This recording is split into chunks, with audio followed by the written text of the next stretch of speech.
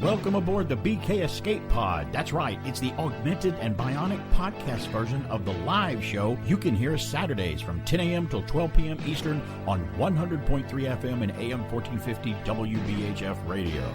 You can stream the show live there Saturdays at WBHFradio.org or on the free Tunein app.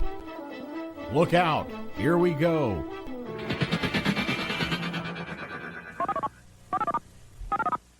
Hello, Americans. This is Paul Harvey, here to tell you that this is a rebroadcast. So take Paul Harvey's advice. When you hear a telephone number, please don't call. Now let's listen to the rest of the show. Paul Harvey, good day. Stand by to receive our transmission. Hey, something in the studio feels weird. It's October. Halloween's not too far away, so I don't know. There's something odd in here. Something's not like it should be. It's almost like there's something's missing and someone's here to take its place. Like maybe Alan Sanders, who's usually here with me every Saturday, is not here, and someone spooky is here to fill in for him. Who could that be? For the late, great Alan J. Sanders. You can say late, great. That's terrible. I couldn't think of anything late. Nice to say. So. Late. One out of two ain't bad. Thank you for having me. I always love this this 10 to noon where I get to sit on this side of the mic and let me do all the mistakes and exactly. and I'll sweat for a while. No, there was none today. We're going to strive to be very un-BK like today and not make any mistakes. And well, saying that just totally jinxed me right out the window. So yes, it did. Because mistakes on this show are part of the show. I kind of weave them in and go, oh, it's part of my show. I mean, and that's a good way to excuse making them. So, I mean, I'm not a news show. I'm not a journalist. I'm not a weather guy. I don't have to be all official and stuff. I can make mistakes and go, hey, I screwed up. Well, no, I'm sorry. I was the weather guy, news guy, or whatever guy today, and I had plenty of them. Okay, you filled in for Alan because he is gone. Well, welcome, Walt. He's my buddy Walt Murray. I call him Walt Into Darkness. That's his nickname because Walt is the only buddy that I have or know personally that has actually acted and been in and was in front of the camera in a Star Trek movie. I would say acting may be the biggest stretch you've ever... But you did act. You played one of the guys when Peter Weller's Admiral character hijacks one of their big Vengeance starships and crashes it into Alcatraz in San Francisco, and it comes down. You're part of the crowd that's looking upon it in horror. as you look at this ship coming down. So that was acting. I was acting. You did it. Look for the scene. Walt's right in the center, right after the starship hits Alcatraz, and it shows a group of people in front of the buildings near the Starfleet headquarters. The camera pans back, and J.J. Abrams actually framed you right in the middle. And then pans back, and you were the focal point, I think, of that. Well, other than that nice-looking girl after your shot, that's after you see the girl in front. Comes. Well, I think they were trying to find her. They inadvertently got the camera on me. They're like, no, get it off of that idiot. That was great. You're in a Star Trek film, and not a lot of people can go, I have a friend that was in an actual Star Trek movie. Not one of those fan films, one of the actual real ones. And that was a blast. And I've always liked J.J. Abrams, but that really solidified him to me as one of the greats in the movie industry. Star Trek Into Darkness. You actually won something to be a part of the movie. You won a contest thing that you entered. Yeah. And when you went out there, you actually met him. And tell everybody what it was like, just that didn't know. Tell everybody what it was like meeting him and being on the set. I heard you told me that he is so nice to everybody on the set. The nicest guy. That's good to know. And, we see these Hollywood folks from a distance. And so, all the time, yeah. People like JJ, I mean, he's working on a multi-million-dollar budget film. He's the man. Yeah. And he was just the nicest guy, friendly. I probably got to talk to him for 15 or 20 minutes over the course of a couple days. And just really genuinely nice to everybody.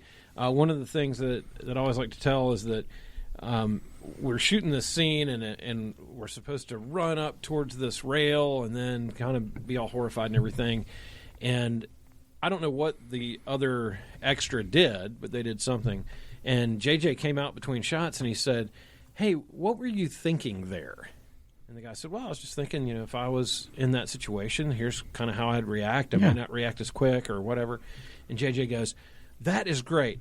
Do that, but stand 2 feet over here so you're more center. And I'm thinking, this guy is just an extra. He just showed up. And JJ just took his idea. $150 to be here today. That's great. And JJ loved his idea and put it in. He's just so easy, humble, non-assuming, just a great guy. And he's always sounded like that in his interviews that I've seen him in when he's talking about stuff. And that's good to know. It seems to me that he's the same guy in the interviews that he is on the side. I'm glad that you got to do that. That sounds like something that you obviously will never forget for the rest of your life, and a feather in your cap. And I can brag and tell people I have a friend that was in a Star Trek movie, and that feels good too. How many people can say that?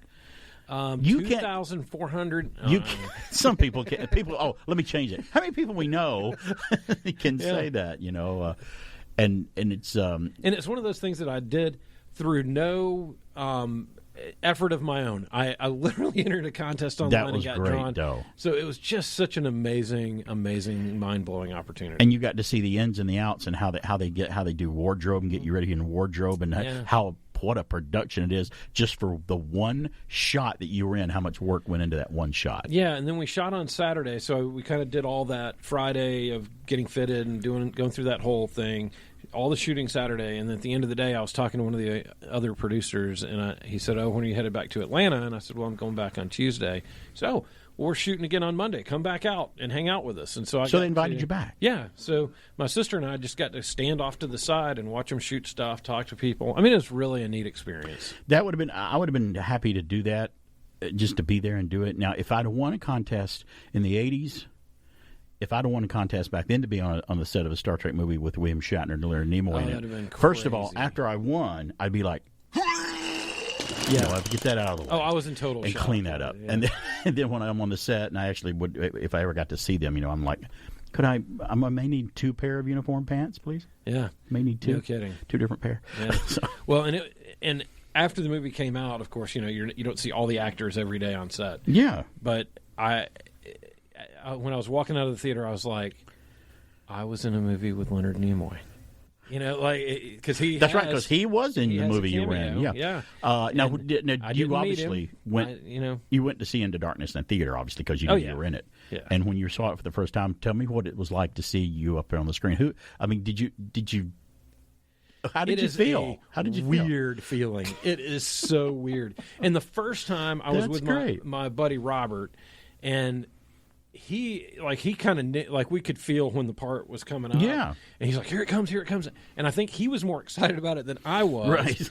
And then I saw it and I was like, oh my gosh, that was just kind of mind blowing. And then when I took my kids to go see it, oh yeah, and then I was like, okay, here it comes. We got about 20 seconds. Here it comes. And getting them ready to see. Don't eat your popcorn. Leave the popcorn right. down right Put it down. But they were so excited to see, they didn't care about the rest of the movie. They just wanted to see that one scene. So getting to see them see me up there and, them having, known me go and everything. So that was just a very neat experience. People that may not be that real familiar with you, and we've mentioned it on the air before, you are kind of sort of, we've got to stop referring to you as a newlywed eventually, because you guys have been married how long now? Come on. January. That's still honeymooners, sort of, for the next 20 years. You still say, Alice, one of these days, Heather, one of these days, we're the honeymooners. That's the other way around. Was that a deciding factor on her marrying you and having a relationship with you? You were in a Star Trek film. I can safely say she absolutely did not care. Oh, wow. Okay. I thought she might have been impressed by your acting prowess. She was not impressed at all. In Star Trek. So, okay. Well, she could say she's married to a Star Trek movie star. That's quite a feather in the cap. We're going to take a break. It's BK on there. We'll be back. I hope, if I don't get yanked off the air. After these messages, we'll be right back. You may not be thinking about pizza first thing in the morning, but at Pizza Hut, we're thinking about you. We start out pretty early at Pizza Hut, so the dough has time to rise. Chopping up the toppings, oh so we're ready for your order. Oven fresh, just for you at your hometown Pizza Hut restaurant. Your hometown Pizza Hut. America wakes up with Skin Bracer.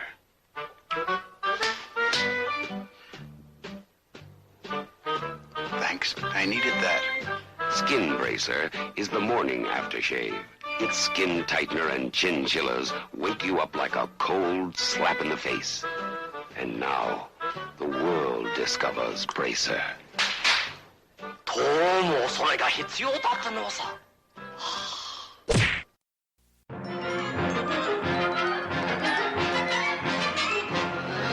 And now, back to the guy who secretly thinks J.J. Abrams did the best job with any Star Trek movie, but he'll never admit it. It's BK on the air. That's totally out of context. BK on the air.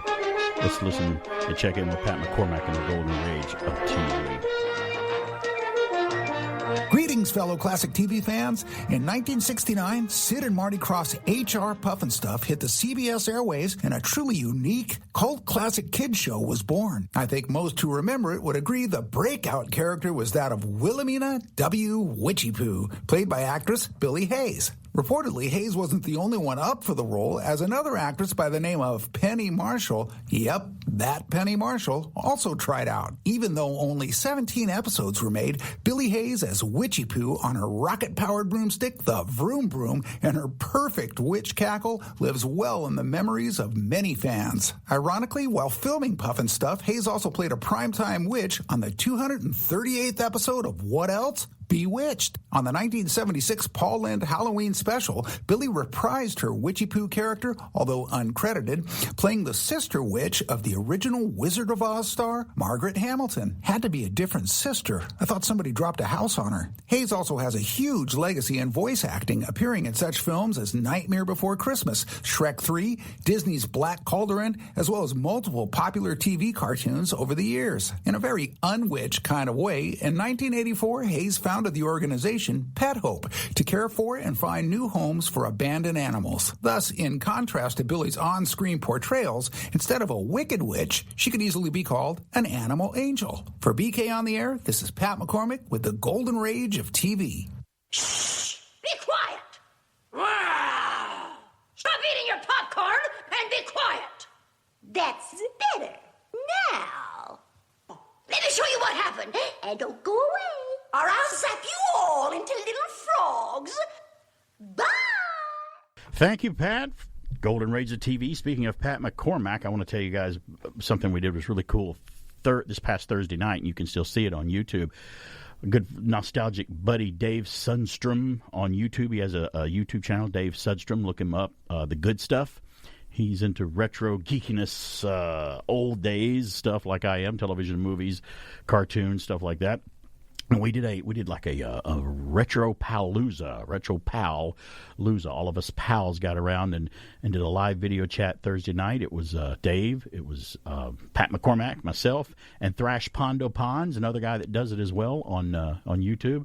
And we had this symposium of retro talk and milestone memories and stuff, and talking about things that made us who we are today, doing either a radio show, live videos like they do on YouTube, and podcasts and stuff.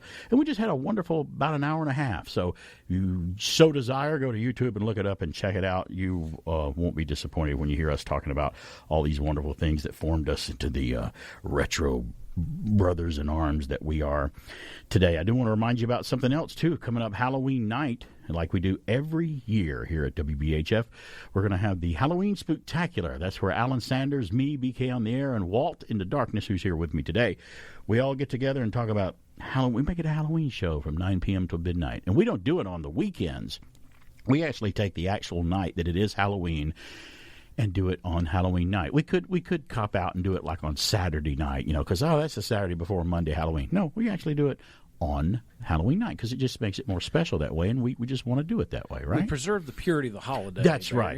We do it really actually on the date. And we talk about whatever we want, Halloween related. We may have to recycle some stuff now, because I was sitting around and I texted you and Alan, and I'm like, I'm trying to come up with some different things for us to talk about this Halloween, because we've already covered all these things in the, the 7th annual one this year? 7th or 8th, yeah. 7th or 8th year we've been doing it. And I'm like, well, if we go back to the first year and start, listing our movies again, maybe we're just going to, how you rotate stock in a grocery store? You'll take the older stock and put it up front so people will buy it, and the newer stock goes behind. That's what we can do for Halloween. I have one idea that's new and different maybe, and maybe we can talk about that.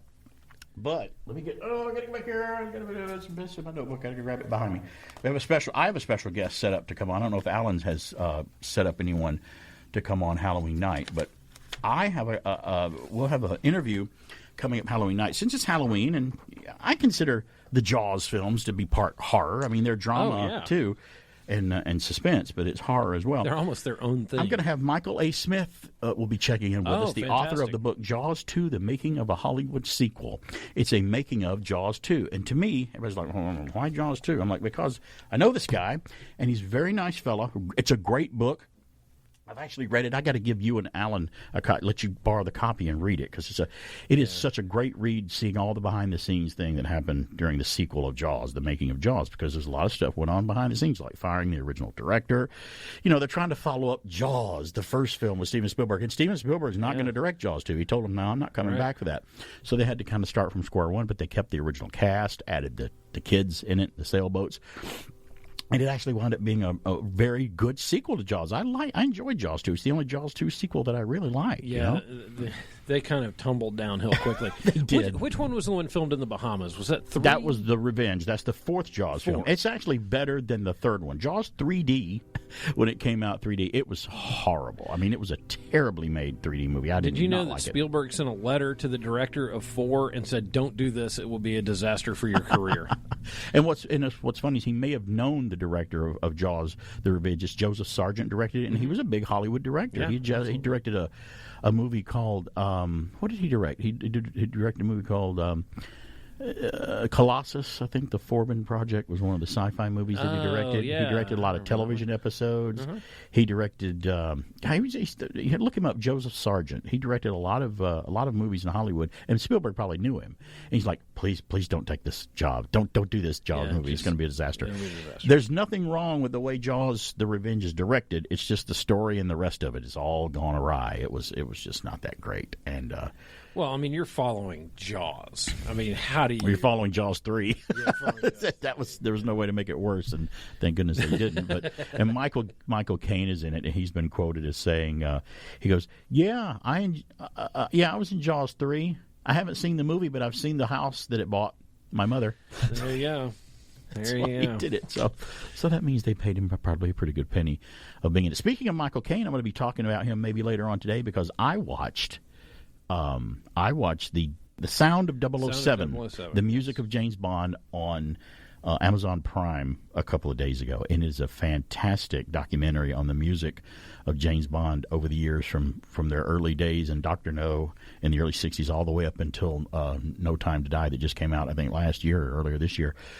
It is a great documentary. I know that you said you saw it on. I saw the you're trailer. flipping through the It's things. one of those when things of like automatic trailer starts to play, and it is really, really good to see what all went in, how they would choose who sung what song, and who would score the film, and would they be involved in the song or not, and who the artist was, and how a lot of them wanted some people and didn't get them, and some of the people didn't agree on some of the people that they picked, and some said, well, that's okay, we're still using them anyway.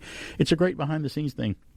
Anything like that, even if you're not a Bond fan, just watching the making of stuff like that is always interesting. Very interesting. Even if it's sometimes they'll make movies on television. It would be a television produced movies. They used to do this. Now it's just blurred. You don't know what's TV and what's theater because it all looks really good. They would make a movie about the filming of something. Yes, like they did a documentary called The Castaways on Gilligan's Island, or Rescued from Gilligan's Island, which is actually a live-action documentary about some of the books that were written about the making of Gilligan's Island. And you get to see people playing the people who played in Gilligan's Island, and you're getting to see, it's a movie about them making the show. Yes. And you're like, oh, the show is so funny. I had no idea this horrible stuff went on behind the scenes. It's like, and they dramatize it was crazy. Everything, and it was great. And usually if it's about a show that I didn't even watch, I like watching the making of it. It's like, oh, I never liked Miami Vice that much, but I'd watch a movie about how they made it because it'd just be interesting to see. There's a documentary out there. You've probably seen this on the making of the Planet of the Apes. Planet of the Apes. That's a great one. Yeah, and a friend of mine was like, I didn't like Planet of the Apes. And then I saw the documentary, and now I've gone back and watched them, and I really liked it. Oh, so it actually made him go and discover and watch the films. Yeah, and I think it gave him an appreciation for what all went into it. There was another one. They did a TV movie about the behind-the-scenes making of Three's Company with Jack. With Jack Ritter. Yeah, there's another one. John with Ritter. A lot of drama behind the scenes. Yeah, and you don't know it until you watch what's going on behind the scenes with Suzanne Summers and what happened with them and all the things they went through and stuff. Because it's a comedy show, not everybody gets along like family. No. Even if they play a family in front of the camera, it's not always that way. No. Believe me. The making of Star Trek was always interesting to watch that one to see what went on behind this. There's a lot of those been made, but I'm missing one. There's one really good one. There's one called Gleason. about Jackie Gleason. Yeah. And it was a television movie where Brad Garrett plays Jackie Gleason. Yeah. And he did a phenomenal. You think him playing Jackie Gleason? That was the first. He did a great job. I mean, they padded him up to make him bigger, but he's already tall and menacing anyway. And he had to. When I watched it, I wasn't that familiar with him because I never watched. What is it? Everybody Loves Raymond. Was the show he's on. I never got to see that a lot. So when I saw him as Gleason in the movie, and I heard him talk in an interview, I'm like, wow, his voice is incredibly low. Yeah. So when he played Gleason, he raised his voice a little bit when he was playing Jackie Gleason so it wouldn't be so low, and I wasn't used to hearing him. I'm like, sometimes you need to lower your voice when you're playing a character. But he actually made it higher pitched.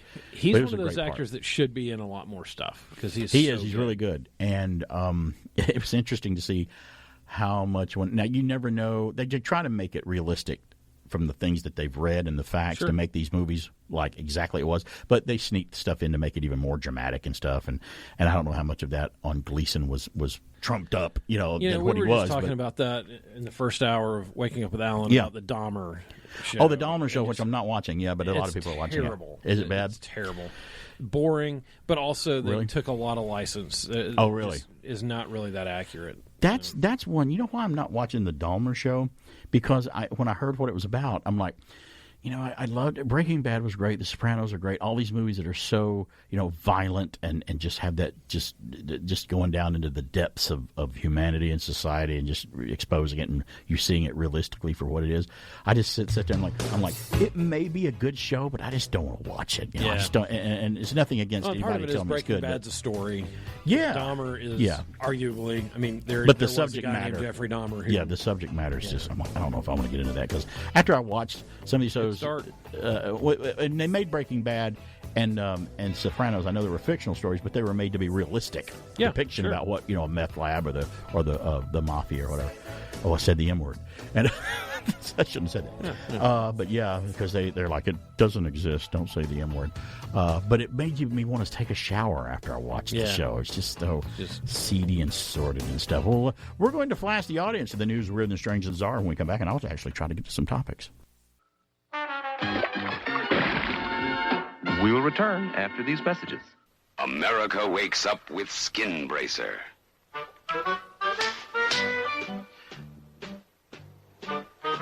Thanks, I needed that. Skin Bracer is the morning aftershave.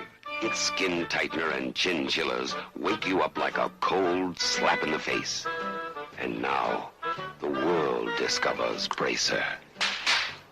どうもそれが必要だったのさ。 We're at Monster Stadium. Frankenberry steps to the plate. I'll fill it with my delicious strawberry-flavored cereal, Frankenberry. You're out! A good, nutritious breakfast with Count Chocula is a real hit. Frankenberry. Count Chocula. Both you guys are daddy. Star Trek, the motion picture, collector's close-ups. It's Mr. Spock and Lieutenant Uhura. You can get Star Trek, the motion picture, collector's close-ups. 2 on each specially marked box of the Monster cereals. We now return to our program. Yeah.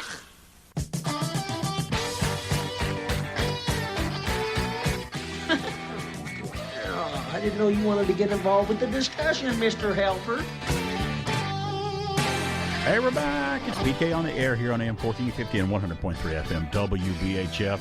Streaming live on our website, WBHFradio.org, and on the free Tunein and Radio Garden apps. You can use either app if you're ever out of the local area. You want to still hear what's going on WBHF or listen to BK on the air or any of our shows, except the Braves game. They can't stream those for some reason.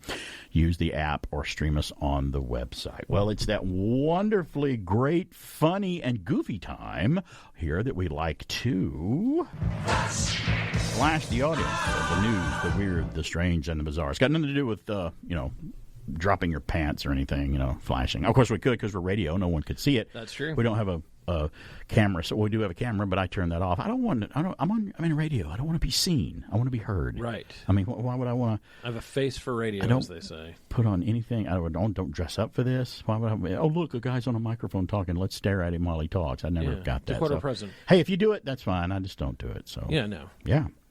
So you have. I have the first. Flash away. From the UPI. Researchers at the University of Southern California, Berkeley, unveiled a robot that they said can fold clothes faster than any previous automation. A what? It's true. I need that in my life. The team from the school's auto lab said the robot, aptly named Speed Folding, creative, aptly named, can fold 30 to 40 randomly positioned garments per hour compared to only 3 to 6 folds per hour for previous clothes folding robots. He's a robot that flushes the toilet for you. He's called Flushy. It's like, this great names they come up with, these robots that can do what they do. What are we going to call this thing? I don't know. This is great. He cracks nuts. He's the Nutcracker robot. Okay, Tchaikovsky's estate will sue us for that. He's just called Robot. Robot. By your command. The robot uses a neutral network called Bimanual Manipulation Network to interpret input from the machine's vision and manipulates the clothing into pairs of industrial robot arms. Oh, great. Another one of those bimanual things. Like we need another one of those. Jeez. Holy cow. Over everything. Holy cow. The researchers detailed the robot's creation and capabilities in a paper submitted for presentation at the International Conference on Intelligent Robots and Systems 22. That sounds fascinating. Next week in Kyoto, Japan. Folding garments reliably and efficiently is a long-standing challenge in robotic manipulation, the researchers wrote. Well, my grandfather owned a dry cleaners. He would have been absolutely not interested in that. He wouldn't have needed it. I mean, people are like, do you fold your clothes when you get them out? I'm like, eventually. I get around to it. Do I do it immediately? Sometimes I have to put it off or whatever. Now I got to ask you the magic question about stuff like that at home. Mm-hmm. Do you guys make your bed? Yes. So you make it every day when you go. Well, let's not go plural. Yes. Oh, okay. Someone makes the bed. It's normally not me. Even when I just moved out and had my own apartment or whatever, I never made the bed because to me, I'm like, okay, my logic is I'm going to come home and just get into it. What's it? No one's going to see it. No one's going to come up here. You know, I mean, it's just my bedroom. No one's coming up here. And I mean that as a teenager. Nobody saw my bedroom.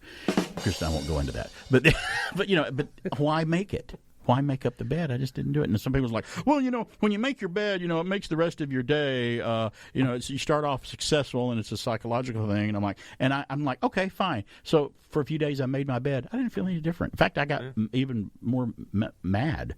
I'm like, I got to make my bed. I just don't make it. I just do what I'm told. Well, I do that now. So I'll move on to the next news. From UPI. Douglas Eck, 60, of Hartford County, told Maryland lottery officials that he bought a 50-cent ticket. I don't know what's going on. It's falling apart here. What's going on? You know what I did? I just figured out what I did. I pushed my leg against the arm of this chair, and I hit the panic button on my car, and it's going off out in the parking lot.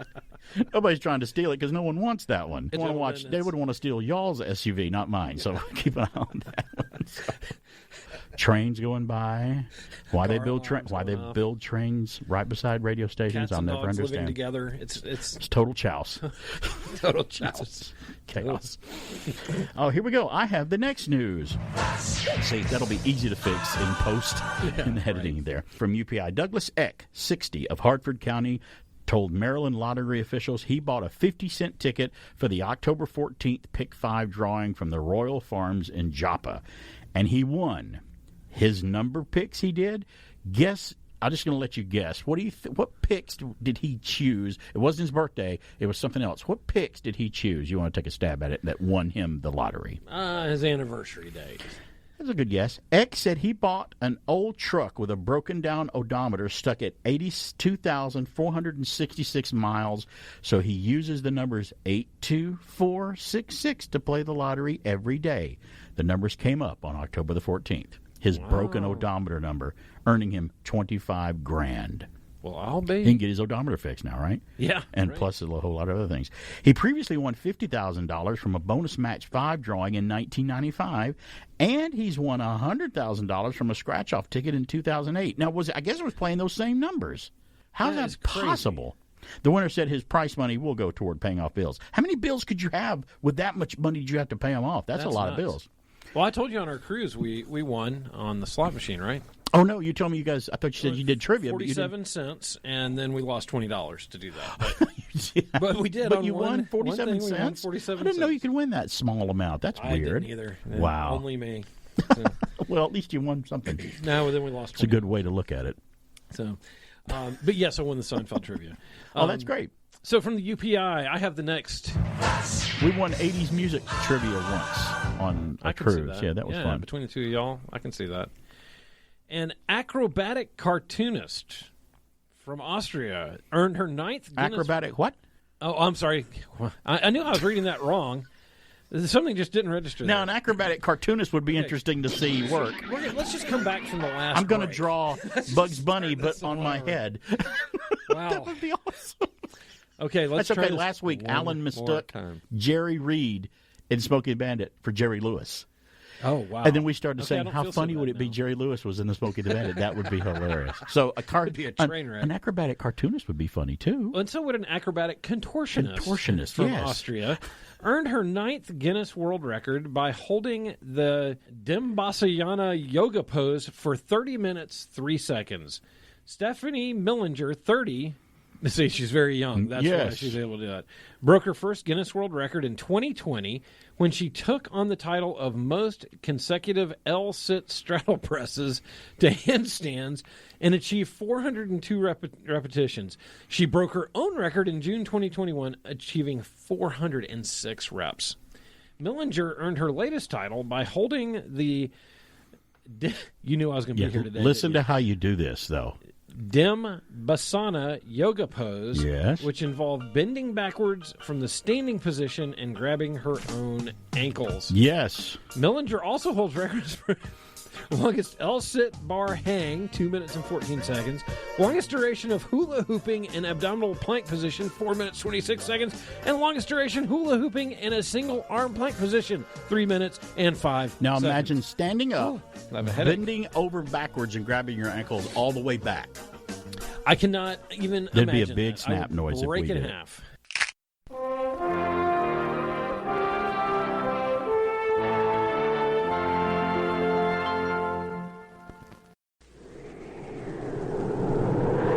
Visitors from outer space! We come in peace to bring you terrific tasting space dust sizzling candy. Space dust? Wait till you experience the sizzle of galactic grape, orbiting orange, and cosmic cherry flavors. Wow, the cherry tastes delicious! I'm sizzling grape! Space dust sizzling candy. In your mouth, it's out of this world. Far out! Space Dust, available in outer space or your local store. Star Trek VI, The Undiscovered Country, is now playing at theaters everywhere. But you can call 1-900-FUN-TO-TREK and play the Star Trek adventure games. Complete 3 of the all-new games and earn your official Starfleet Commander's Patch, available only from the Star Trek Adventure line. Don't miss this Star Trek adventure of a lifetime. Call now and take command of the USS Enterprise. 1-900-FUN-TO-TREK is waiting to beam you up. Takes about 4 minutes to play each new game. $1.45 first minute, 95 cents each additional minute. I have come here to chew bubblegum and kick ass. And I'm all out of bubblegum. Hey, we're back. It's BK on the air here, AM 1450 and 100.3 FM WBHF. I do turn it into a podcast, VK Escape Pod. You can hear this show, sans the commercials and all the other stuff. I added a lot of cool retro stuff to it. You can hear it on Anchor, Spotify, my wonderful YouTube channel, and SoundCloud. There's, like, just search for it out there. There's other ways to hear it, I'm sure, but I'm just the kind of guy that does it and just, hey, wherever it is, wherever it goes, that's where it goes. So Halloween night, we got our Halloween Spooktacular coming up, and I'm looking forward to that. We might hit on that more as the program unfolds today, but I got another news from UPI. A California bakery's entry into the local Scarecrow contest is going viral after taking inspiration from actor Harrison Ford, which we have more Harrison Ford news coming up in the program, and a galaxy far, far away to create Pan Solo. What is that? Oh, I saw this. I'll tell you, Yes, Catherine Pervin and daughter Hanaley, the owners of One House Bakery in Benicia, used dough to sculpt Han Solo frozen in carbonite from the end of Star Wars The Empire Strikes Back, if you remember that pose he was in with his hands up to his side when he was frozen. The creation, dubbed Pan Solo, is the duo's entry into the 15th annual Scarecrow contest. The bakery previously found online fame with bread sculptures of alligator Loki from Disney Plus's Loki series, and they called it Alligator Dough Key. Okay. The Mandalorian characters Din Djarin, Grogu and IG-11, the robot.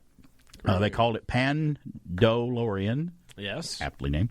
Baby Yoda, as for Yoda. And for IG-11, the robot, they called it the Pandroid. But everything's perfectly all right now. We're fine. We're all fine here now. Thank you. How are you? So there you go. So hey, they're being creative in using Star Wars. I'm all thumbs really up for that. That's Absolutely. fantastic. Have you seen the Han Solo poses in when he gets frozen in carbonite? That thing's Have you iconic. seen it when the people have refrigerator covers for him on there or door covers? I saw keychains the other day that had one. Where he's on the toilet bowl seat that you close. Yeah. I have seen that. He's on those. Well, See, and- that's great. I love that kind And of who stuff. would have even thought that had become such an iconic Han Solo frozen in carbonite. Yeah.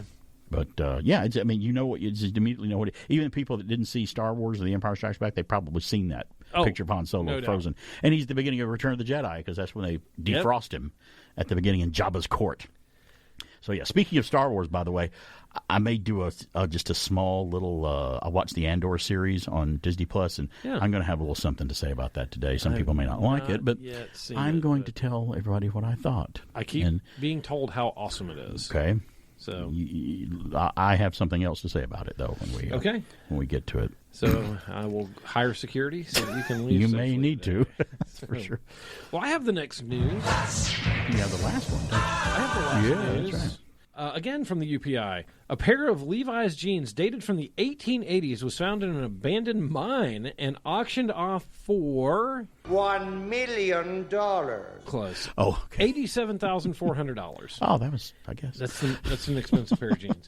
The pants were found in an abandoned mine in the American West by self-described denim archaeologist Michael Harris, and were sold to Durango Vintage Festivus, a 4-day celebration of denim on the outskirts of Aztec, New Mexico. People will celebrate anything.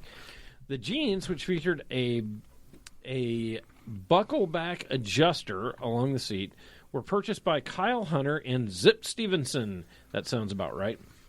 Sounds like a news anchor. It does. Zip, I'm Zip Stevenson with Stevenson sports. with KLTT News.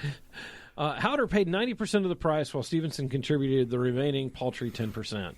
Stevenson, who owns and operates the Denim Doctors repair shop in Los Angeles, said the pants were a rare discovery. Stevenson said Harris has looked at least 50 abandoned mines for 5 years and not found a pair of equal quality. Wow. I'm sure the Booth Western Art Museum here would like to have gotten hold of that and put it in the museum. That would have been nice. It'd be great to maybe have a traveling pants show. Like Harrison Ford in Indiana Jones says, it belongs in a museum. Well, you know what? Speaking of Harrison Ford, I think I have time to do this story. I have a story about that very actor, Harrison Ford, right here. Did you hear that Harrison Ford has joined the Marvel's MCU universe? I've heard that. In the new Captain America movie, Captain America New World Order. Here's the story right here. The legendary actor will step in and replace William Hurt, as we all know, passed away, as General Thaddeus Thunderbolt Ross, in the new Captain America movie starring Anthony Mackie as Captain America. The fourth Captain America movie follows the events of the 2021 Disney Plus series, The Falcon and the Winter Soldier. It does not appear, however, that Ford is set to star in Thunderbolts, Marvel's anti-hero team film that is scheduled to immediately follow the new Captain America film, which is called Captain America New World Order. That was the initial report. They're like, Harrison Ford may be cast in Thunderbolts because there is a group called Thunderbolts in Marvel. It looks like they're going to do a Disney Plus show about that, and that could be interesting too. He still could appear in it as General Ross, but that's not the story. Now, Sam Elliott portrayed the General in the first Hulk non-MCU film with Eric Bana, directed by Ang Lee back in 2003. Really, was it back in 2003 when that came out? That's I guess crazy. it was. Wasn't that great of a Hulk film. It was kind of uneven, and I don't think they understood the subject matter. It had its moments. But William Hurt first played Ross in the Marvel Studios' second feature film ever, 2008's The Incredible Hulk, with Ed Norton playing David Banner in that one. Much better. I think, and I'm with you, I think Ed Norton is a much better Banner than, no offense to Mark Ruffalo, I just think that as far as who Banner's supposed to be, the guy who turns into the Hulk and is constantly on the run, I think Norton did a much better job. I agree 100%. General Ross, as we know, is a U.S. Army general who is instrumental in transforming scientist Bruce Banner, then played by Ed Norton, as we talked about, into the Hulk. Ross then spends the rest of the movie hunting for Banner. And he did. Thunderbolt Ross in the comic book hated Bruce, hated the Hulk, hated everything he stood for, didn't want him dating her daughter because Betty Ross, the girl, is his daughter. Ross spends the rest of the movie hunting for him. Ross shows up again in the MCU in 2016's Captain America Civil War as the Secretary of State. He got a promotion. He's tasked with enforcing the Sokovia Accords meant to curtail the actions of the Avengers in that film after brief cameos in Avengers Infinity War and Avengers Endgame, the second movie of that two-parter. Hurt's final performance as Ross was in 2021's Black Widow with Scarlett Johansson. Did you see Black Widow? Oh, I did. I thought Black Widow, it was better than I thought it was going to be. Some people didn't like it, but I thought it was pretty interesting. Now, while Harrison Ford's first film within the MCU is far from his only franchise appearance, the 80-year-old actor has also headlined the Star Wars, Indiana Jones, and the Jack Ryan movies. Wait, he was in Star Wars? He was in Star Wars. I think he had a small bit part. He played Han Solo. He was a piece of bread. The next starring role will be the fifth Indiana Jones movie for Harrison Ford, set to premiere in June of 2023, which is next year. So we're looking forward to him in that. You know, Harrison Ford, I've always liked him, but after a while, like from Star Wars, and I saw him in Force 10 from Navarone, was that next movie he did after Star Wars. Then he did Empire Strikes Back. Then he stepped into the Indiana Jones fedora and was Indiana Jones, and then he did Blade Runner. And he was in Witness. And I was just going to mention that. I'm like, okay, Harrison Ford. Back when I was younger, I'm like, he's a good actor. I like seeing him and stuff. But he's he's an action hero. That's what he does. Yeah. Does he really have any acting chops to him and something other than that? And there's three movies that Harrison Ford did that I saw that actually shows that he has acting beyond just Indiana Jones or Han Solo. The first one that came out was 80 or 79. He did a movie called Hanover Street with Leslie Ann Down and Christopher Plummer. Yeah, there's and it's a one World War II movie. Yeah. I mean, he's a bomber pilot from World War II. And it's a drama. They meet each other on Hanover Street in the middle of London in the middle of World War II. And she's married to Christopher Plummer, who works for the government there in England. And they fall in love with each other. And they have an affair, and he doesn't know about it, and they're amongst the war, and he goes off on bombing missions. And you could tell he's a character who doesn't care about himself. He takes every risky mission that he can take because he's just not a very happy guy. He doesn't care if he lives or dies or whatever. But once he meets her, his superiors start going, you don't take missions anymore. What's going on? You're becoming kind of defiant. And it's because he's met someone and he feels a little differently about himself. But, they eventually just have to break it off, and she goes back to her husband and he goes back to his life, and they both walk off at the end and never see each other again. That's how the movie ends. That's an old movie. I'm sorry I spoiled it for you, but it's so old. You should have seen it already. But it didn't do that well in the theater. It's directed by Peter Hyams, who's a great director. He's one of my favorite. He directed Outland with Sean Connery, Narrow Margin with Gene Hackman. He's a very suspenseful director, and I love Peter Hyams' movies. And he's usually his own director of photography. A lot of directors don't do that, but he does. Yeah. But it was a great movie. And the other movie Harrison Ford did that was his really breakout film was the one you just mentioned, Witness. Mm-hmm. That was, he does a great acting job in that. He's not the infallible superhero in that. He's the vulnerable cop trying to protect a witness to a murder who happens to be a little boy in an Amish country. And at the end, the cop, has a breakdown, and he's crying over everything that happened because he found his friend's a traitor. Yeah. And it's very, very well done, directed by Australian director Peter Weir, who also directed Harrison in The Mosquito Coast, which was another very dramatic role that he did. But those are three that I think Harrison really broke out of his mold with, was those three roles in those three films. You got another one you could add where he really... Well, I was going to say the Jack Ryan character. Well, again, that's it's not really an action film, but it's still like along those lines or whatever. It has action segments. But it's not all action, yeah. Clear and Present Danger had two real action parts. Right. The original shootout and then the end. But now, who did they replace? They replaced him with... Ben Affleck in the last one. What was that? Was that behind? Ben Affleck what was that called? And Christopher Pine has. Chris Pine. What was the one that Affleck was in? What was that one called? That was Clear and Present Danger. All Fears? No, Some All Fears. Yeah, Harrison made two. He made Patriot Games and Clear and Present Danger. That's right. I think. Yeah. Was that the two you made? You may have done 3. Now, But he at least did Alec Baldwin played him in Hunt for Red October, which I thought was the best film out of all of those. I think that's the best acting Alec Baldwin has done. Probably. He's pretty funny in Beetlejuice. That's the first thing I saw him in. So, but Hunt for Red October, I just watched that a couple weeks ago. Great movie. It still holds up. It is really a great movie. Don't tell me you've lost another submarine. The guy that plays in that's Logan's friend in Logan's Run. Yeah, I think that's that's right. Richard Jordan, I think was his name. He was a great actor. He died way too early. Yeah. Speaking on there, we're going to talk about a lot of more fun stuff. We're going to take a break. When we come back, I'm going to tell you about a documentary about the music of James Bond I saw on Amazon Prime. It was fantastic. We'll be right back. And now, this message. Fyodor, what are you doing? Well, I'm just sitting here doing nothing.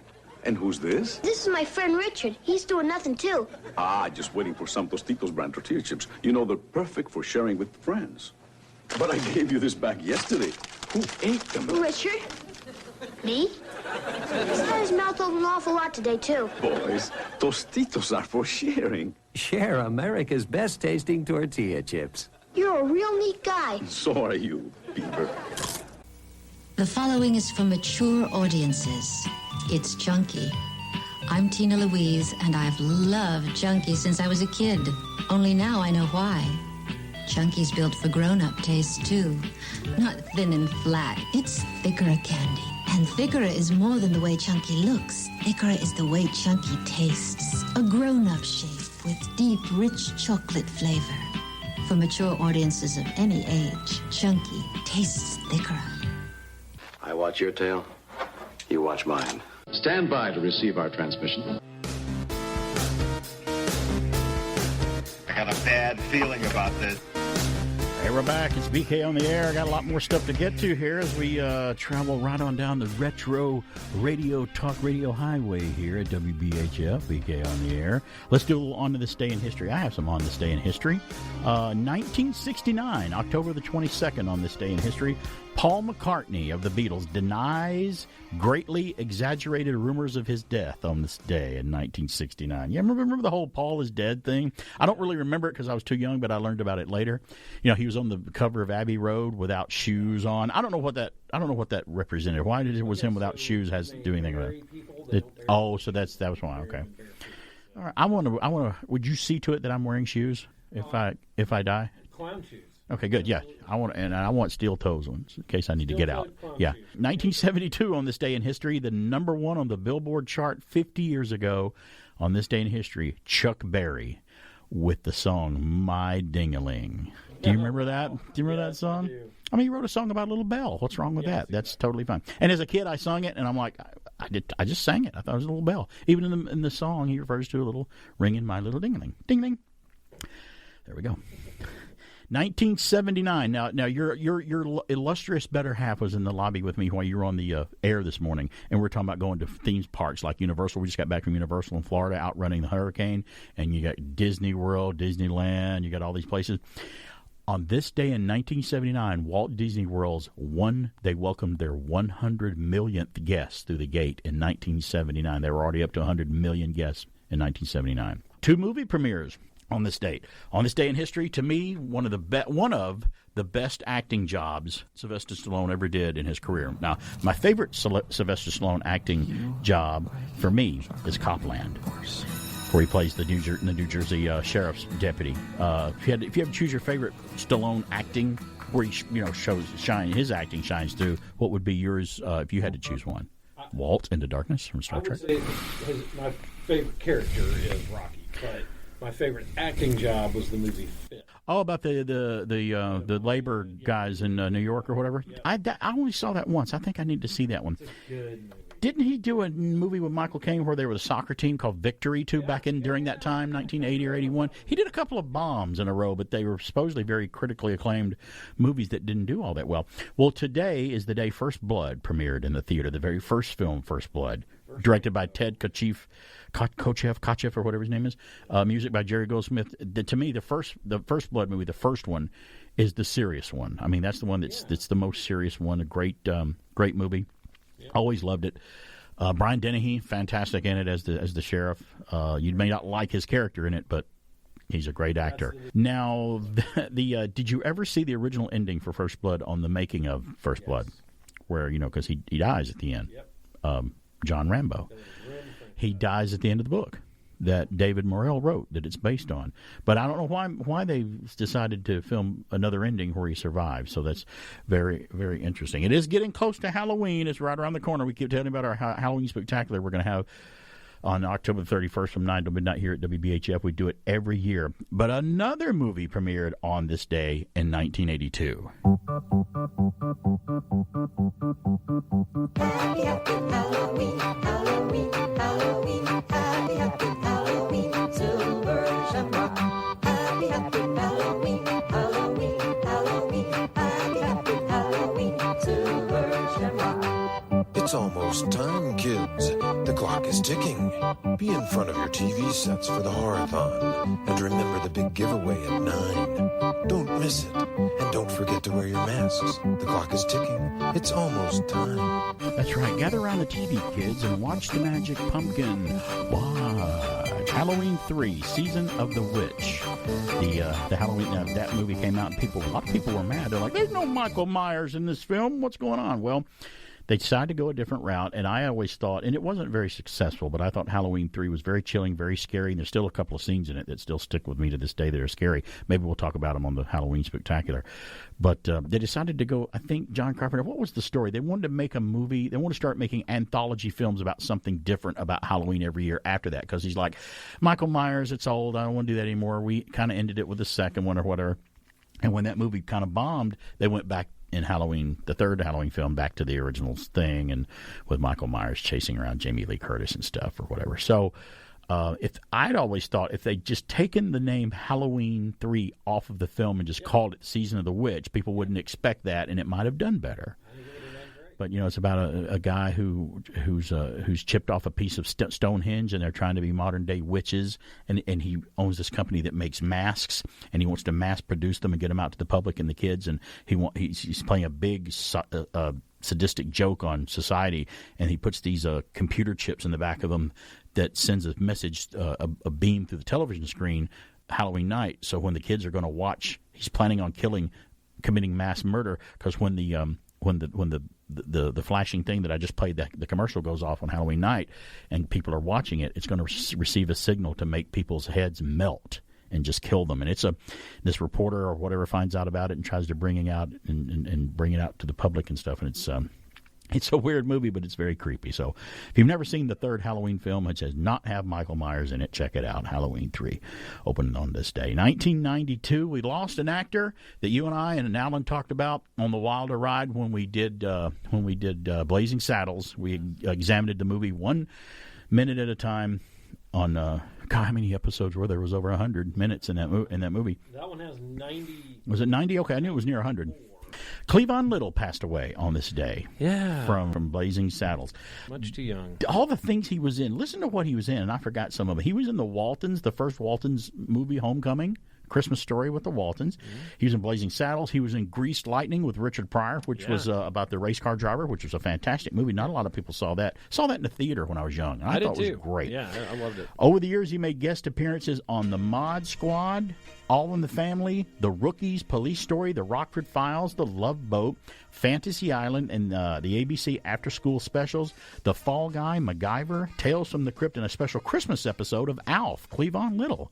There's all of his acting. His appearance on All in the Family was amazing. He was honored with a star in the Hollywood Walk of Fame on February 1st, 1994, and I got to see that Cleavon Little star when we went to Hollywood in 2017 when we took a tour we on the saw Walk it of Fame. And he is also a stage actor. He'd done a lot of stage acting than TV it's movies. Great. They break into Archie Bunker's house, and it's Lamont from Sanford & Son with him. Yeah. That break in. They're really funny on that episode. Speaking on there, I got some birthdays and what national day it is, too, when we come back.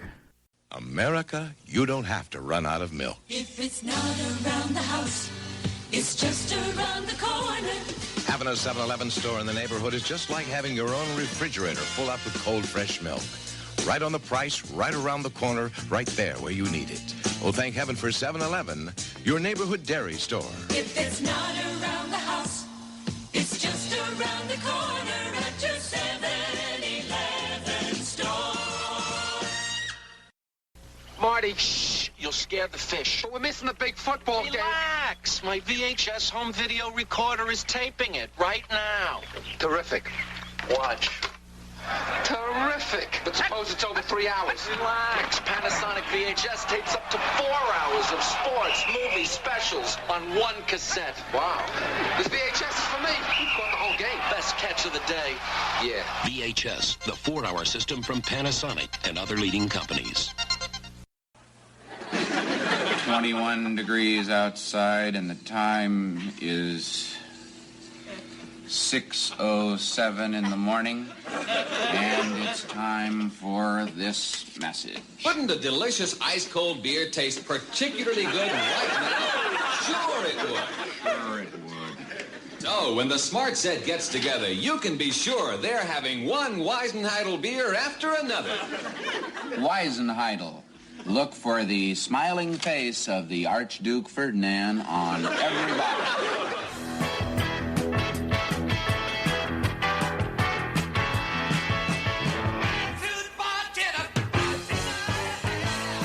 Hey, we're back. It's BK on the air here. We're back. Let's go through birthdays today. October the 22nd. It is, oh, you know whose birthday it is? You were just talking about him earlier. Whoop, whoop, whoop, whoop, whoop, whoop, whoop, whoop, whoop, whoop. Jerome Lester Horowitz is his name. Curly Howard. His birthday was today. He died in 1952. People put in, the person who wrote this put in parentheses, he was in the Three Stooges. I'm like, no joke. Wait, really. what? We knew that. So, yeah. There's another birthday today. Let's see if you can guess who else, just by this. Let's see who else's birthday you can guess by just hearing this. Genesis, I want it. Beam the Vulcan up, and we'll talk. Give me what I want, and I'll consider it. You fool, look around you. The planet's destroying itself. Yes, exhilarating, isn't it? If we don't help each other, we'll die here. Perfect. Then that's the way it shall be. Yeah, we're fighting on the Genesis planet, which is falling apart, and fires coming out of the bottom of the, belching out of the bottom of the ground here, and the rocks are coming up like coffins from Poltergeist out of the thing here. They're fighting. Give me Genesis! No, it's not William Shatner's birthday, even though he is in that clip. But yeah, it is Christopher Lloyd's birthday today. And just name the things that he's been in. I mean, the first thing I think I remember seeing him was One Flew Over the Cuckoo's Nest with Danny DeVito was in it from Taxi as well. Right. How funny is that? And Jack Nicholson. But he played Reverend Jim in Taxi. You know, he was so good in Taxi. I still think Kramer stole his character for stole a little bit of his character for Seinfeld. Well, you can see shades of him. I went back and watched some episodes of Taxi a couple years ago. Funny show. They could put it on today. They could. It's so fun. The only thing that dates it are maybe some of the clothing and some of the other things. It's like Jaws. Yeah. You know, some of the clothing dates Jaws. That's about it. Reverend Jim on Taxi, we talked about that. Doc Brown in Back to the Future. Yeah. We just played the soundbite. He played Commander Krug, the Klingon commander from Star Trek III, The Search for Spock in 1984. And he also played the Judge in Roger Rabbit. Yeah. Oh, yeah. Right. The evil judge that wanted to wipe out all the cartoons and put them in the dip. Yep. And then they found out he was a cartoon himself. Yeah. It's great. He's been in so many things, and he's got one of those things, one of those voices. The minute he opens his mouth, you know exactly who it is. Yeah. You know exactly who it is. You know, talking about Star Trek with him and William Shatner, they just did a movie. I think it came out earlier this year or last year called A Senior Moment. And I think it was a streaming movie only, and it's a comedy about they play old men. Imagine that. But Shatner has lost his driver's license, and he's trying to retake the test, and they're doing old men things together and stuff. And I hear it's funny. I should have seen it. I haven't seen it today. Seen it yet. Did you feel like it maybe hits a little close to home, and that's why you didn't want to see it? And why would you say that? I don't know. Why would you tell me that? Just a guess. I haven't lost my license yet. I use the word yet. Yes, it might hit kind of close to home, especially when I went over to my nephew's house a few years ago, maybe 3 or 4 years ago, and I'm like, oh, you got a trampoline. I love trampolines. I used to jump on them all the time. Let me get on that sucker. Got on that trampoline. I think I jumped 3 jumps. I'm like, oh, it's enough. I'm getting off now. I can't do this. And I used to dismount off a trampoline by jumping off of it onto the ground. that wasn't great as a youngster, as a kid. One where I jumped off the deck onto the trampoline and then slammed into a tree. But you survived because you were younger. That's right. If you did it today, you'd probably die before you got to the tree because you saw you're about to hit the tree and you just die. That was one of those doesn't kill you, makes you stronger. Or made you stronger for a while. You, shows how stupid you are, something like that. I think they're linked. Yeah, kind of, sort of, right? There is a very close connection. Today is Derek Jacobi's birthday today, a British actor. He's won a Tony Awards and BAFTA Awards. And screen actor, director. He's Kenneth Branagh's buddy. He's been in a lot of Kenneth Branagh movies. He was in this TV series, I, Claudius, Much Ado About Nothing, and that great movie that Kenneth Branagh, that introduced me to Kenneth Branagh as an actor and a director, called Dead Again, where Kenneth Branagh's in it with Emma Thompson, and they play reincarnated people from the past. It's a great thriller, and Derek was in that too. And by the way, you know who else's birthday is today? Let me just tell you, it's also Jeff Goldblum's birthday today too. Did you know it was his birthday? I did not know it was Jeff Goldblum's birthday. A stupid Jeff Goldblum impression. He's great in Thor Ragnarok, where he's the Taskmaster on the planet. Well, and he's just hilarious. What is he not great? He's just hilarious in everything. He either picks the perfect roles every time, right? But Jurassic Park. Oh yeah, he was Malcolm phenomenal. He made the movie. Yeah, and he was great in David Cronenberg's horror remake of The Fly, as a dramatic role for him, and that was really cool too. It was a very weird movie. And he's 69 years old today. I can't believe Jeff Goldblum is almost 70. Yeah, well, I can believe it because I'm 56. So there we go. Yeah, you're 56, huh? Yeah, I am. That makes you what exactly around the 50, neighborhood of 54, 53. 54. That's right. 54. You're. She's having to tell you how old you are. You're like, how old am I, honey? How old am I? And where are my clothes when I get home? 54, where are they? Yes. It's always National Something Day, and we kind of celebrate it here with BK on the air. Today is, and I can't tell you every one of them because some people go, "You didn't mention National Tree Root Day the other day." I'm like, well, I didn't want to mention that one because I just didn't want to talk about National it. Tree Root Day? Not today. Not today. Yeah, we missed it. Today is National, and for you and I, you will probably say yes when I tell you this. This is every day, not just today. Today is National Make a Dog's Day today. I think we've already done that. Yeah. You're probably like me. I make my dog's day when I wake up and get out of the bed in the morning. I mean, my dog knows that I'm up and running and heading out the door. And another thing that has a lot to do with the show today, and I'm glad Walt is on the air with me today, filling in for the other one when you hear what I'm talking about. Today is National Nut Day, too, by the way. So the one nut that's in the studio here, Alan Sanders, is out today. So I got the other nut, Walt Murray, Walt into Darkness, to come in and cover for him today. So there's still nuts in the program, and we're celebrating National Nut Day. Sometimes you feel like a nut, sometimes you don't. It's just there's different nuts in the studio, by the way. I want to try to do a shorter story here because I'm creeping up to the bottom of the hour here. Oh, here, I'll do this one. Philip Nito from Fox News. Astronomers are shocked when a black hole burps out a star. Who would have ever thought that would have happened to a black hole? Maybe it was suffering from celestial indigestion. Astronomers were stunned when a black hole burped out a star it had consumed 3 years ago, according to a new study analyzing the galactic event. The study, published in the Astrophysical Journal last week, detailed how scientists saw a black hole swallow a small star located 665 million light years away from Earth. Now, however, in June of 2021, the same black hole began ejecting materials that traveled at half the speed of light. Quote, "This caught us completely by surprise. No one has ever seen anything like this before," unquote, said Yvette Sendez, the co-author of the study and a research associate at the Center of Astrophysics, Harvard, and Smithsonian. Sendez added, quote, "It's as if the black hole had started abruptly burping out a bunch of material from the star that it ate years ago," unquote.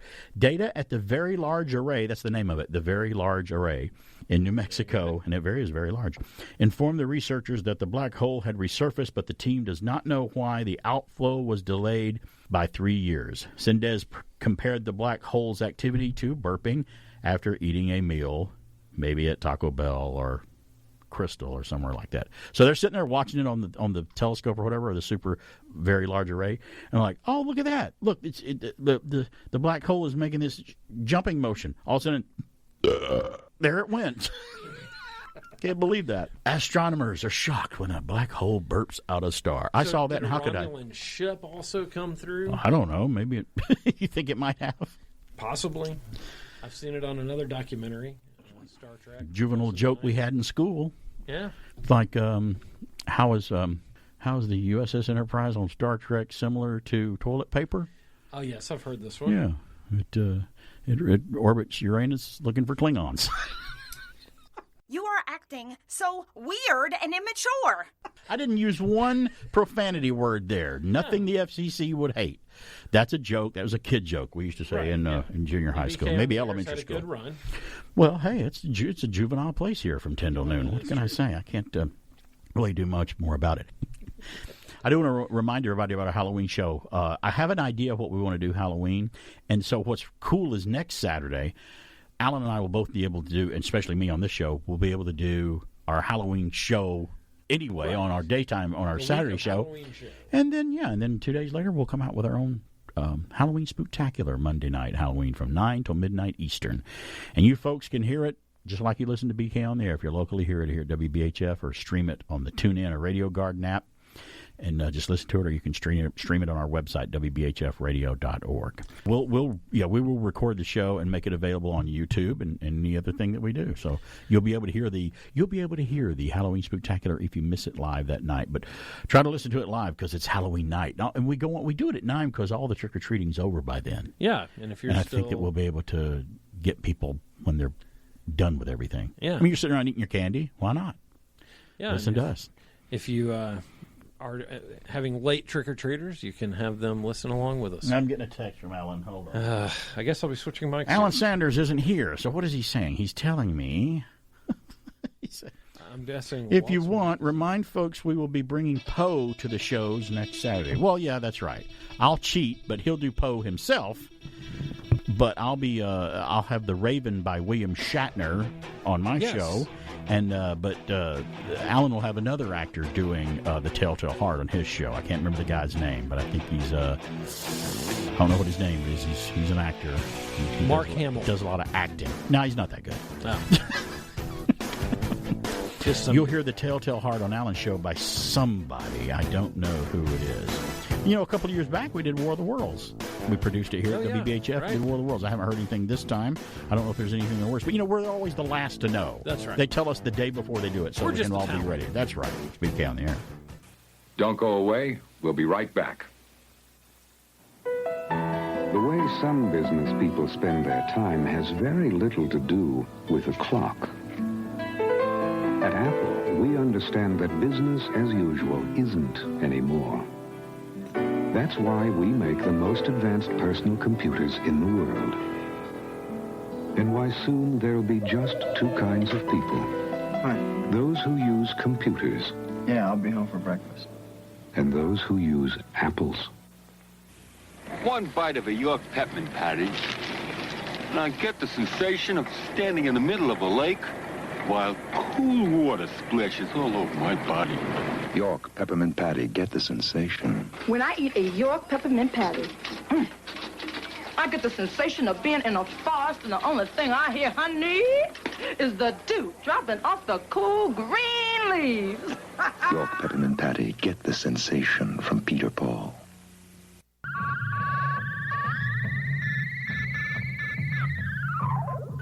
My name is Bond. James.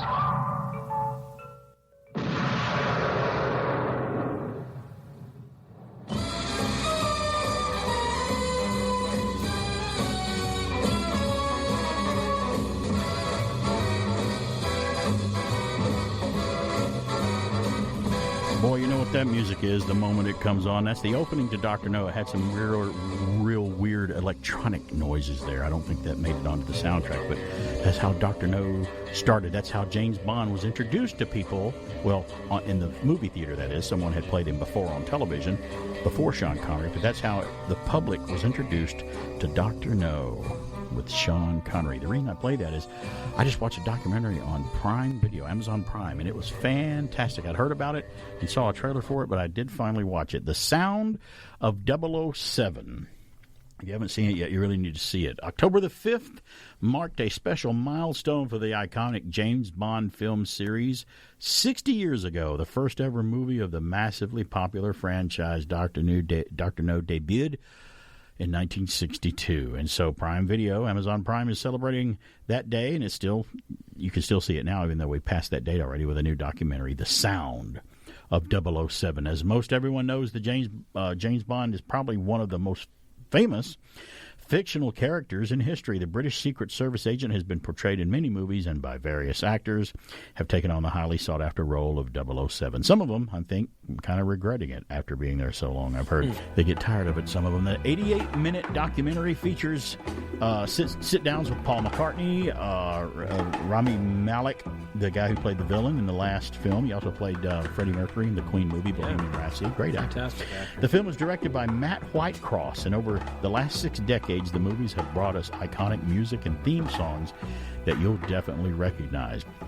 The Sound of 007 pulls back the curtain on the remarkable history of James Bond music over the last 60 years, according to a press release. And it did, because I watched it. The film takes viewers on a journey from Dr. No's with Sean Connery through Daniel Craig's final outing in No Time to Die. The production charts of the history of music and enthralling tune tales behind the tunes. You know, it's a documentary behind the scenes, just like we were talking earlier about documentaries and pull the curtain back.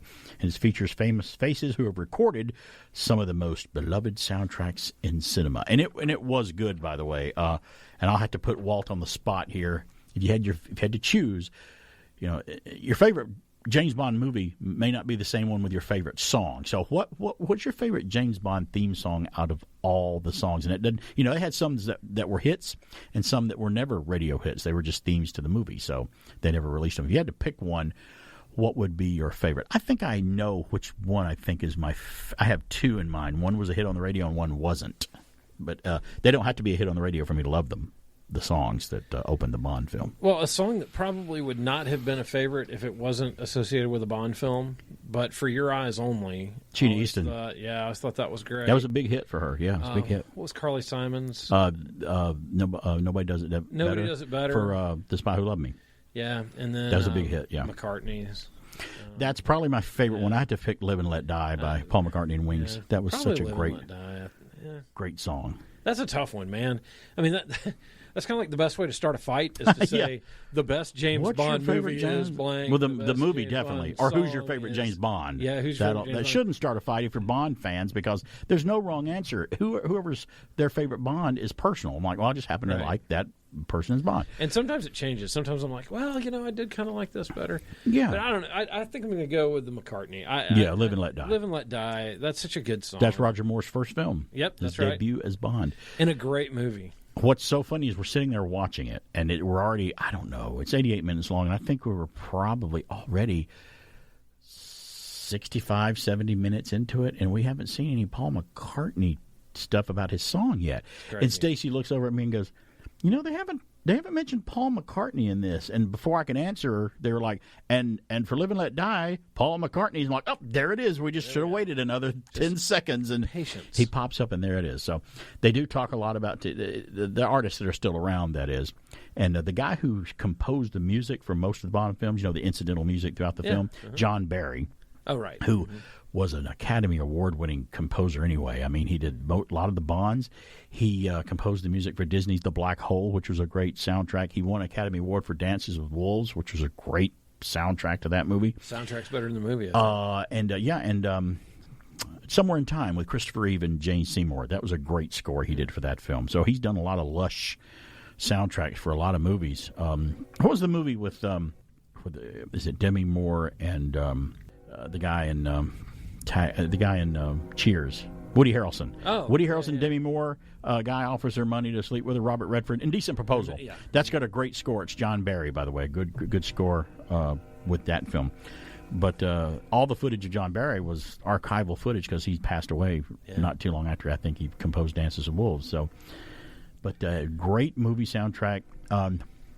And Alan's talked about it before. They talk about it on the special. Monty Norman, the guy who originally wrote the James Bond theme that I just played with the guitar, That theme was written for something completely different before James Bond. He had that theme written for a weird Middle Eastern music play that he wrote. Oh, and it was really weird. It was about it was more of a Middle Eastern sound. It was like near. It just sounded completely the same theme, but he took it and John Barry goes, let's take that and modify it this way, and let me play it through the orchestra this way, and it wound up being the James Bond theme, which is, imagine that, it wasn't even written for Bond. Just one of the little trivia things that you'll find out when you watch the music of 007 special that's on Amazon Prime right now. It's really cool. Anything that has to do with making of movies, we're there. I mean, we love it. Oh, especially like a Bond. It's fantastic. We love that. I'll do this right quick because we're about to come up on a break. This is another kind of a music story here that dovetails with that from Fox News. You know how Mattel will release Barbie dolls that are based on people that look like people? You know, they did an I Love Lucy one. They did a Barbie in the red dress from Star Trek, the red uniform from Star Trek series. They've done a lot of them. I think they did they do a Farrah Fawcett Barbie in the 70s? I think they did a Barbie that was based on her, or a doll that looked just like her. Well, here's another one coming out from Mattel. A music icon is being honored by Mattel with her own doll. Tina Turner.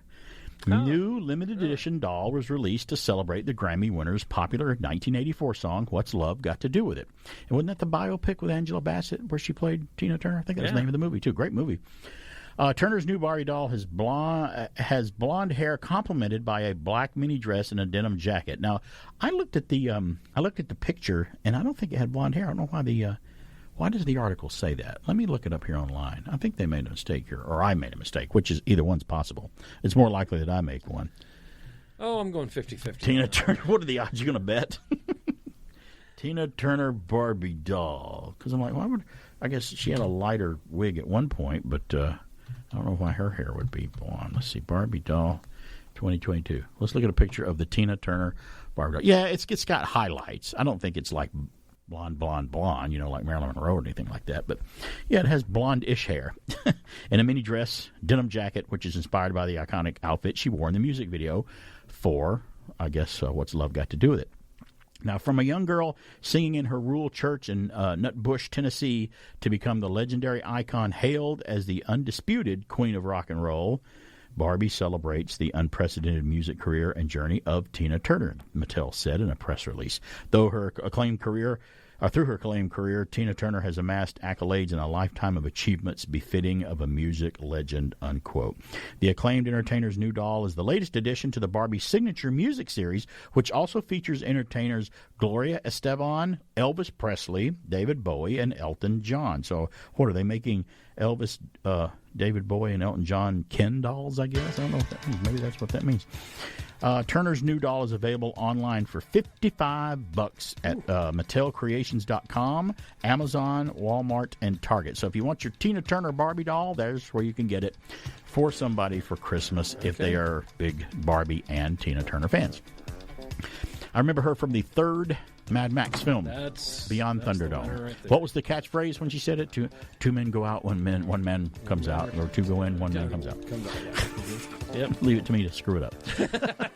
She says something like that. And leave I don't it to know me exactly to assume that you were going to get it right, nod, and then go, wait, that was totally wrong. Paraphrase it, because I know Walt's here, and he'll correct me and put me back on the right track. BK on the air. Only one man could destroy a Caribbean island. Only one man would drive a car with an ejection seat. Only one man can turn off an atomic bomb, blow up a volcano, hold a helicopter in a suitcase, a rocket on his back, artillery in one hand, and a beautiful woman in the other. Only one man. Who are you? My name is Bond. James Bond. He's back. Sean Connery as James Bond, 007, in Ian Fleming's Diamonds Are Forever. He's back in the diamond fields of South Africa, in the casinos of Las Vegas, on an offshore drilling rig, and 180 miles in space. Sean Connery as James Bond is back, and he's bigger than ever in the newest, greatest Bond adventure of them all. Diamonds are forever. Diamonds Are Forever. From United Artists, rated GP. They contain material not suitable for pre-teenagers. Diamonds are forever, forever, forever, forever, forever, forever, forever, forever, forever.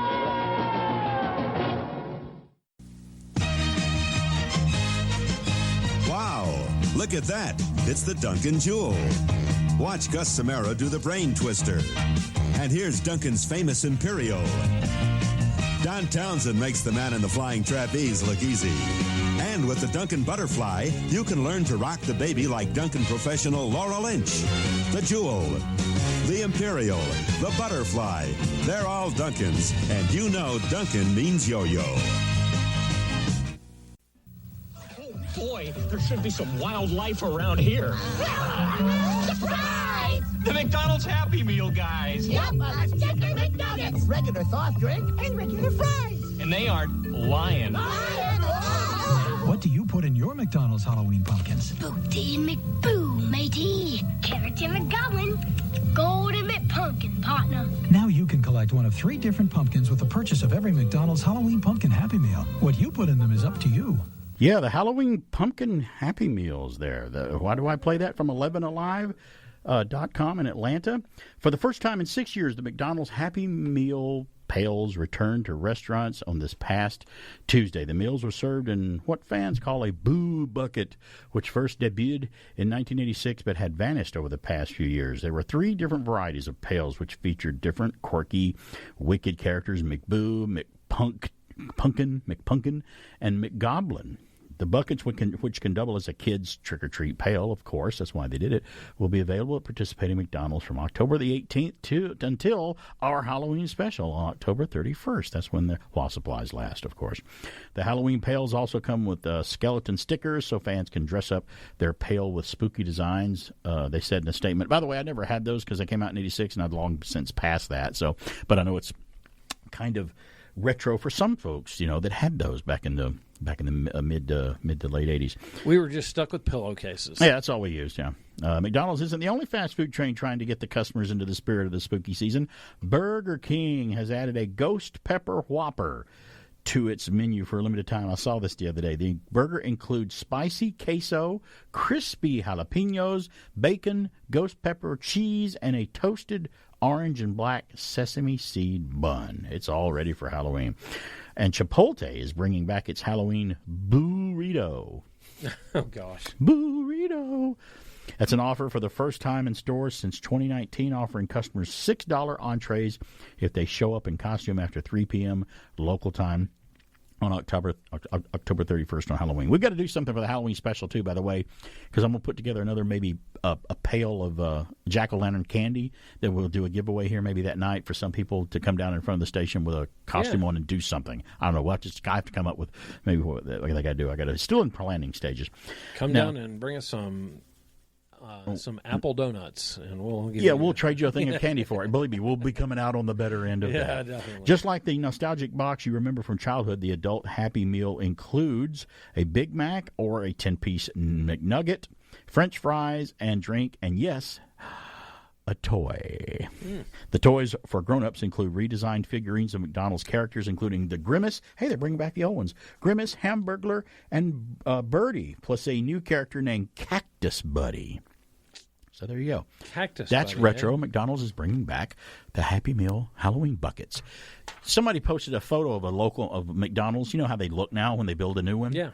And they post a photo of the new McDonald's how they look. They're very kind of gray, corporate, square looking compared to the McDonald's of the 70s and 80s buildings. They're like, how did McDonald's go from a happy kids place to a depressing looking corporate building? I know. It's like, what happened to McDonald's? Has no personality, no character. Yeah, it's like, and they've completely just gotten away. Maybe they do them every now and then when they do something like this, but those mascots and those characters used to be there all the time on all of their stuff, Well, and you go in, we were in one in Indiana a few weeks ago, and they just had a little map of the town on the wall as a decoration. No Ronald McDonald, nothing of the typical thing. You hardly see any employees because it's just they've totally lost their personality.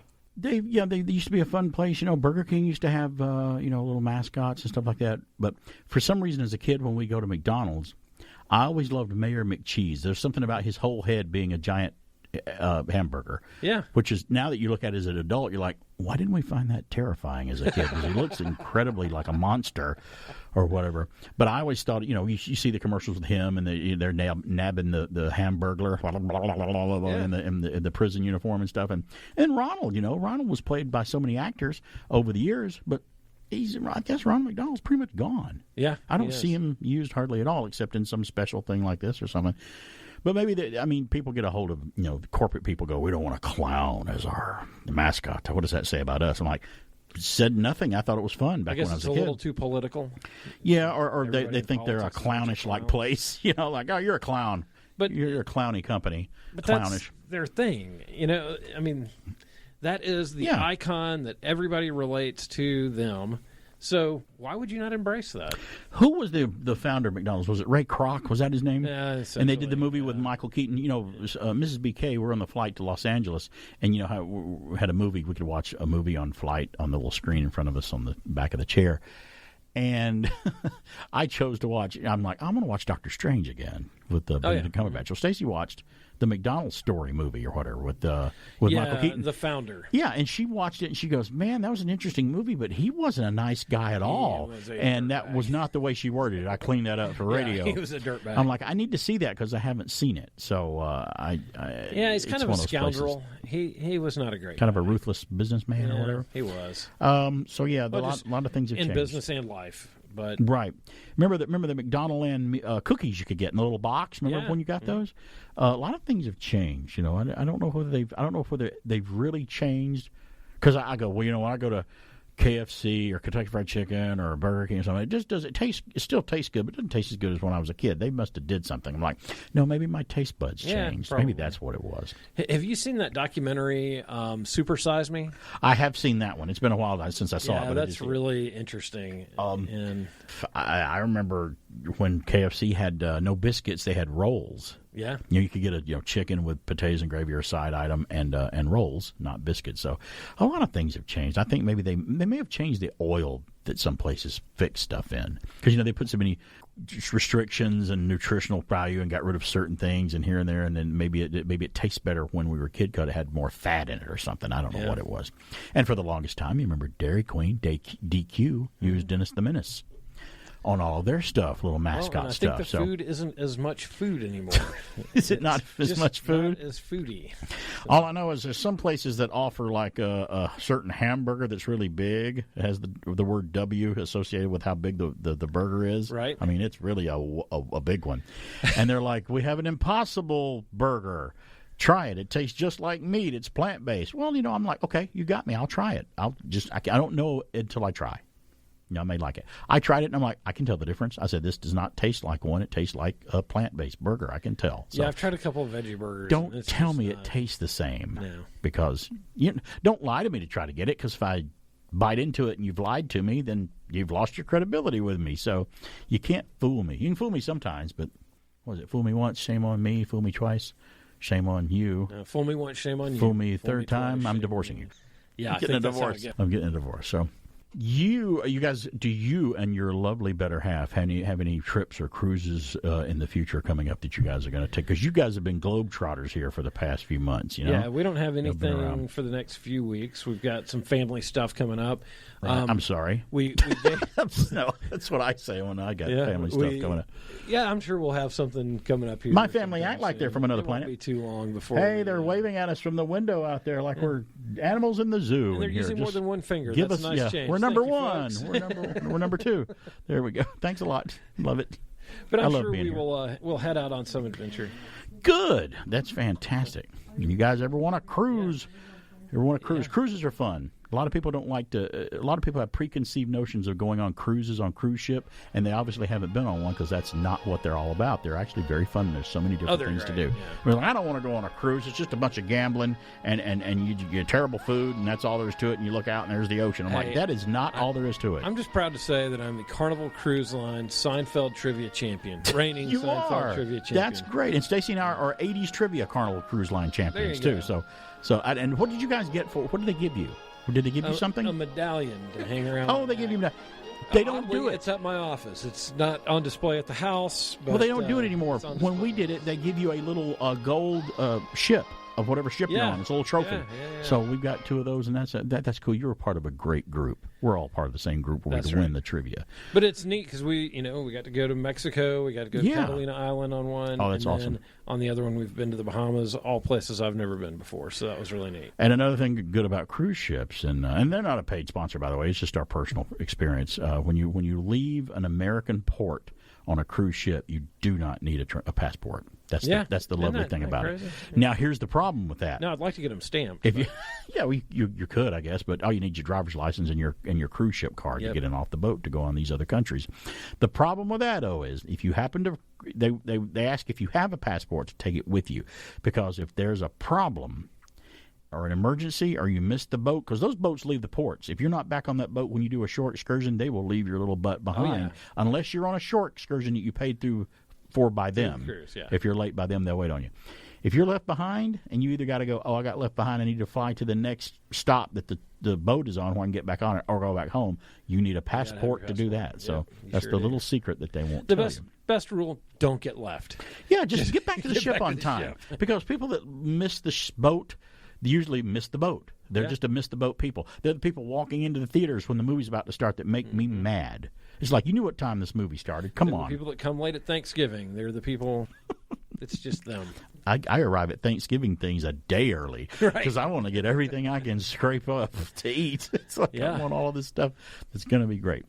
Well, we haven't figured it out yet, but come back with us on Halloween night on Monday, October 31st from 9 to midnight. Same place you listen to this show if you listen to it that way, WBHFradio.org. We stream from the website, or use the free Tunein app or Radio Garden, and you'll hear Walt, myself, and Alan Sanders, and we'll pontificate about Halloween and just all things Halloween, memories, movies. We may throw in some scares in there, may read a couple of ghost stories, or what candy's hot for 2022. It'll just be all Halloween themed. So when you get done separating the candy and eating it, come on and listen to us. It's like three guys sitting around a bar having a conversation. Right. Only eating candy, not drinking. Right. Which is just as bad, well, maybe worse for you. Yeah. I don't know. Probably is. It's BK on the Air. I'll see everybody on the podcast on TuneIn, YouTube, SoundCloud, and other places. It's BK on the Air. We'll see you next week. Somewhere deep in the woods in October. Now, did you hear that? How do we always end up in these spots near Halloween? I know, right? I mean, why do we wait until dark? And not only that, but we're being chased by three classic Universal creatures: Dracula, the Wolfman, and Frankenstein's monster. Wait, listen. I think I hear them. I am the vampire. I'm going to drink your blood. Oh, curses! I'm losing my teeth. It's a full moon. Oh, my ear. You cannot escape, for I am Frankenstein's monster. I will... Oh no. My back is out again. Or rather, whose ever back this was. Aw, hey, you guys hear that? The monsters are out of shape. Yeah, they're so much older now. Why don't we slow down and let them catch up? Tune in to WBHF Radio October 31st for the 8th annual Halloween Spooktacular, 9 p.m. till midnight. Brought to you by Southern Cove. Because these guys aren't getting any younger either. Well, that was that was uncalled for. Need to hear that.